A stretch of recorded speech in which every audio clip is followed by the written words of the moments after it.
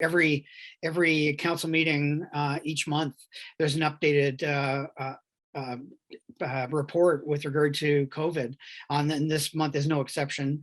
And it's unfortunately when reports get written by staff, they get written, like a week before, and then as we all know, COVID has changed almost daily at times. Yeah. So the report is somewhat outdated a little bit, and probably will be by the time we meet next Tuesday, because I understand there's some more announcements coming out of the province with regard to restaurants and so on, and capacities. And so yeah, it's been great that council and the community have been kept apprised monthly by those, and we actually as a council do get weekly reports, again, to capture some of the stuff that's happening on on an ongoing basis. So the one coming next week again it's an overview of where our communities at, Simcoe, Muskoka, where they're at with COVID. But the other piece of it is bringing forward to council is the mandating of the vaccine that everyone's going through right now.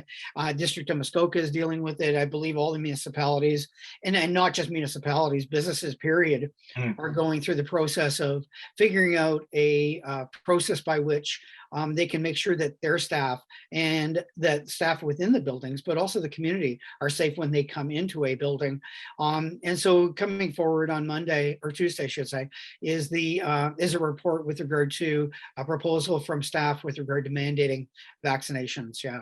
So I'm interested to hear this discussion because Huntsville just had this conversation. I'm sure you're fully aware of what happened in this scenario. Yep. For anyone that may not be aware, Huntsville was not able to move forward with the mandating of vaccines because they would have cut their staff in half, if not more, because of unions and other things. I'm curious, do you think that you're going to be going up against the same wall with this issue?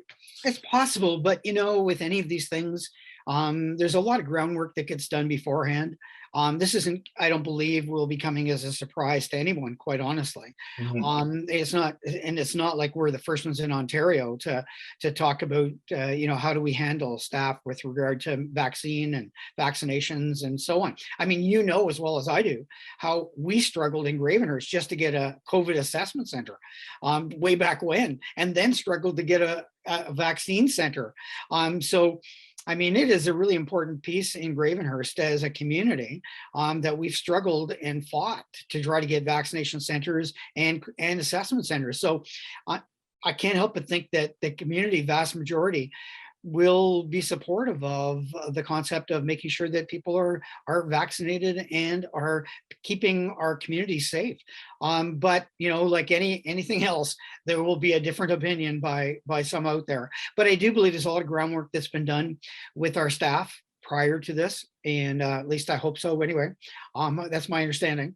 And so there will be discussion for sure, and there will be some people that will not be happy with it, but we do have to take in consideration the safety of both our staff and the community that come into our building.